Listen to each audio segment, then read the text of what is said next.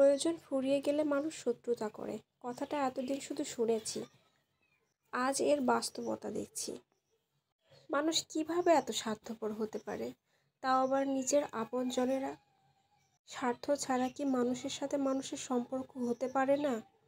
সব সম্পর্কই কি স্বার্থ থাকতে হবে?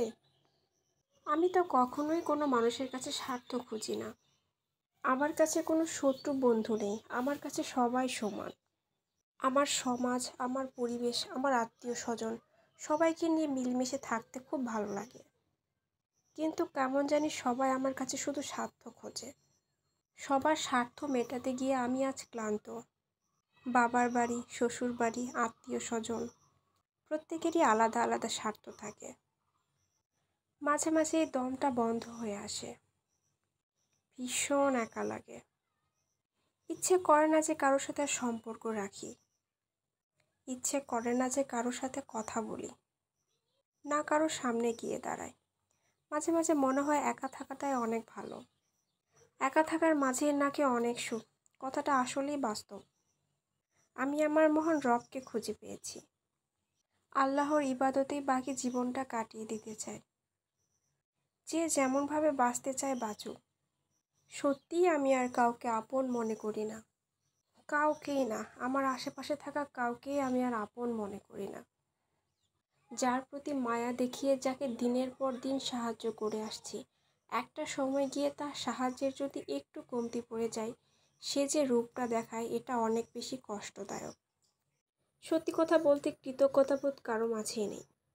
দিনের পর দিন যার পাশে দাঁড়িয়েছেন, যার বিপদে ছায়ার মতো পাশে থেকেছেন, তার বিপদটা একবার কাটিয়ে উঠতে দিন, সে আপনাকে আর একদমই চিনতে পারবে না। আর তখন আপনি হয়ে যাবেন তার শত্রু। আর যারা আপনাকে বিপদে ফেলেছে তারাই আপনার সবচেয়ে কাছের মানুষ হয়ে যাবে। খুব অল্প বয়সেই বাস্তবতার গন্ধ পেয়েছি। সে যাই হোক, আমি কখনোই কারো মনে আঘাত দিব না। এটা সত্যি কথা যে কেউ আমার কাছ থেকে কখনোই আঘাত পাবে না।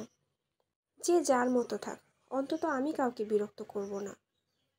আমার সময় কাটানোর মতো একটা শখের ছাদ বাগান রয়েছে। দিনের অধিকাংশ সময় আমি যদি ছাদ বাগানেই পার করে দিই, আমার সত্যিই অনেক মনটা ভালো থাকবে। হালকা বাতাস, সুন্দর সুন্দর ফুল ফল, এগুলো আমার মানসিক শান্তি। এইগুলোর মাঝেই নিজের সুখ শান্তি খুঁজে পাই। আর বাকি সময়টুকু আমি আল্লাহর ইবাদত করেই পার করে দিতে চাই। দুনিয়া যেমন তেমন, পরকাল তো চিরস্থায়ী।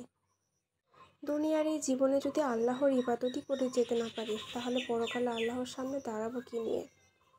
যদি আমি সেই সুখের রাস্তাটা না খুঁজি, তাহলে কেউ আমাকে টেনে হিঁচড়ে সুখের রাস্তায় নিয়ে যাবে না। দুঃখের রাস্তায় নিয়ে যাওয়ার জন্য অনেকেই আছে, তবে আমি তো দুঃখ সইতে পারি না, দুঃখ সইতেও পারবো না।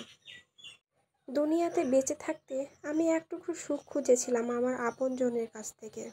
তারা তো কখনোই আমাকে সুখ দিল না, দিল অবহেলা আর মন ভাঙার কষ্ট। তাদের স্বার্থে একটু টান পড়লে আমাকে কটু কথা বলতেও তারা ছাড় দেয় না। ভীষণ একা লাগে সেই মুহূর্তগুলোতে। সে যাই হোক, আমি তাদের ওপর আর কখনোই মন খারাপ করব না। তারা তাদের মতো থাক, আমি আমার মতো থাকি। ঠিক এই লজ্জাবতীর মতো। কেউ আঘাত করলে এরা চুপ করে পাতা বন্ধ করে থাকে, কোনো প্রতিবাদ করে না।